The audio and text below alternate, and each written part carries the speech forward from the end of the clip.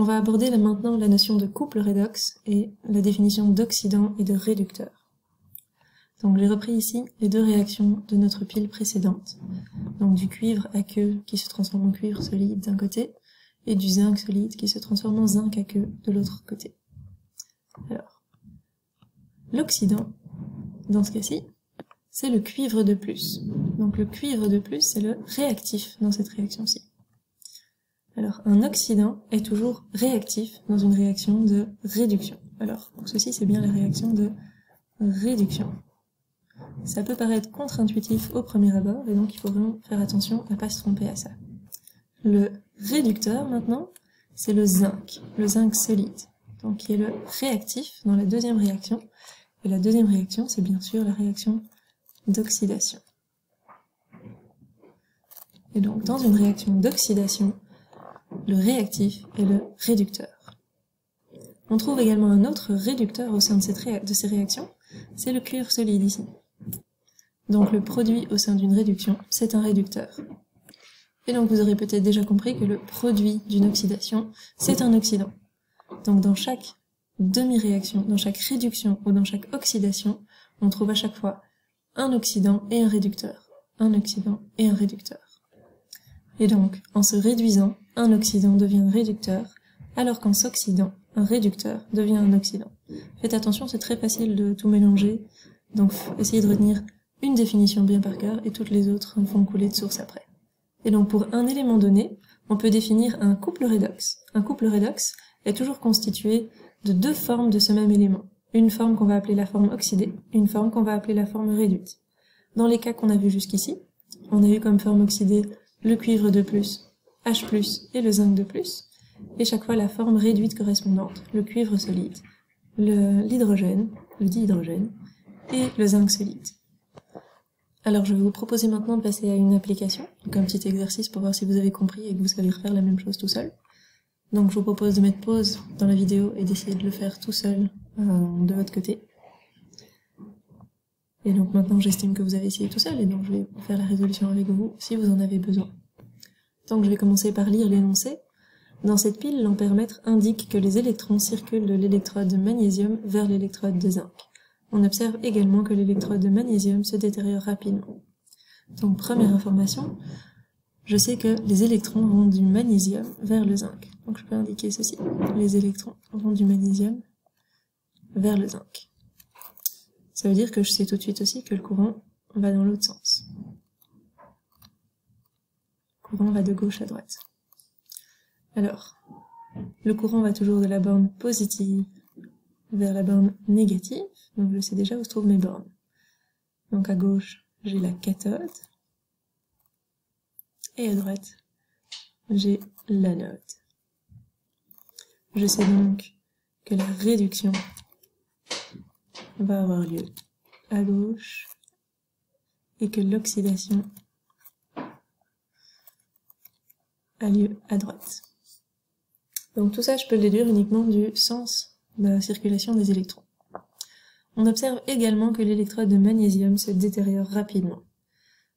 Donc ça veut dire quoi une électrode qui se détériore? Ça veut dire qu'a priori, ici, je vais avoir du magnésium solide qui, entre guillemets, disparaît, qui se détériore, et donc qui va se transformer en magnésium aqueux. Alors quelle est la charge du magnésium? C'est 2+. Donc ici j'ai un début de réaction. Ça, ce sont les informations que j'ai grâce à l'énoncé. Donc je vais descendre un petit peu pour voir ce que je dois faire. Alors, on me demande quel est l'oxydant, quel est le réducteur, quels sont les couples redox en présence, quelle est l'équation d'oxydation et l'équation de réduction. Donc j'ai noté un petit peu plus haut, je remonte un petit peu, que du côté de la cathode se passe la réduction. Donc si je veux commencer par écrire l'équation de réduction par exemple, je sais qu'elle va avoir lieu avec du zinc. L'équation de réduction, c'est avec du zinc. Alors que l'équation d'oxydation, du coup, ce sera du côté du magnésium. Alors, dans quel sens vont se faire ces réactions? Je sais qu'une réduction, c'est une réaction qui capte des électrons. Les électrons vont être du côté des réactifs. Et donc, si j'ai mes électrons du côté des réactifs, ils vont réagir avec mon zinc chargé, donc avec le zinc 2+, pour qu'au total ce soit neutre. Et de l'autre côté de ma flèche, je vais avoir du zinc solide. L'oxydation, ça va être l'inverse, c'est mon magnésium solide qui se détériore, et donc qui se transforme en magnésium chargé en Mg2+. De nouveau, je vais équilibrer en rajoutant 2 électrons. Donc là, j'ai mon oxydation et ma réduction. Je peux facilement écrire mon oxydoréduction. Et je vais tout de suite enlever les électrons. Vu que je vois bien qu'il y a 2 électrons dans la réduction et dans l'oxydation, ils vont se simplifier les uns les autres. J'ai donc du magnésium solide qui réagit avec du zinc 2+ aqueux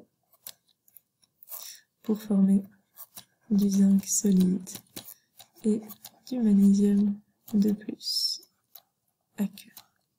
Alors, je suis pas obligée d'écrire chaque fois que c'est aqueux, mais c'est bien de prendre le pli d'écrire toujours les états physiques. Donc, si je remonte un petit peu, quels sont les couples redox en présence? Alors, j'ai un couple qui fait partie, qui constitue du zinc solide et de zinc 2+, et mon autre couple, c'est du magnésium solide et du magnésium 2+. Qui est le réducteur et qui est l'oxydant? Donc si on se souvient de la définition d'un oxydant, l'oxydant, ça va être le réactif dans la réduction. Donc je prends ma réaction de réduction ici, et le réactif dans ma réaction de réduction, c'est du zinc 2+. Donc l'oxydant, c'est le zinc 2+. Et donc quel est le réducteur? Le réducteur, c'est le réactif dans ma réaction d'oxydation. Donc le réducteur, c'est le magnésium solide. Donc ensuite, on demande de comparer la fonction du zinc, est-ce que c'est un oxydant ou un réducteur, dans la pile qu'on vient de faire, ou dans la pile de Daniel. Dans cette pile, on vient de déterminer que le zinc 2+, c'était l'oxydant. Et si vous retournez voir dans votre pile de Daniel, mais c'était le zinc solide cette fois-ci, qui était le réducteur. Donc on voit qu'un même élément peut se comporter comme un oxydant ou comme un réducteur en fonction de la forme de cet élément. Donc une fois on a du zinc aqueux, chargé, et une fois on a du zinc solide. Et donc pour conclure, on demande de regarder entre le magnésium, le zinc et le cuivre, qui a le pouvoir réducteur le plus grand. Alors déjà ici je me suis trompée dans le sens du signe, donc corrigez sur votre feuille, c'est dans ce sens-là bien sûr. Alors le plus réducteur des trois, c'est le magnésium, puisqu'on voit que ici, dans cette pile-ci, le magnésium est réducteur, alors que le cuivre est oxydant. Donc, le magnésium est le plus grand réducteur, a le pouvoir réducteur le plus grand. Ensuite, c'est le zinc qui a le pouvoir réducteur le plus grand, et le dernier, c'est le cuivre. Donc comment je sais ça? Je compare les deux piles, et je regarde ce qui est en commun dans les deux piles, c'est le zinc. Le zinc, dans la pile précédente, était réducteur, ça veut dire que le zinc est plus réducteur que le cuivre, vu que c'était une pile cuivre-zinc. Mais dans cette pile-ci, c'est une pile zinc-magnésium, qui est réducteur, mais c'est le magnésium. Donc le magnésium doit être un plus grand réducteur que le zinc, et l'autre pile nous donne comme information que le zinc est plus grand réducteur que le cuivre. Et donc si tu as bien compris tout ce qu'on vient de faire jusqu'ici, tu devrais maintenant être capable de faire tout ce qui est écrit ici.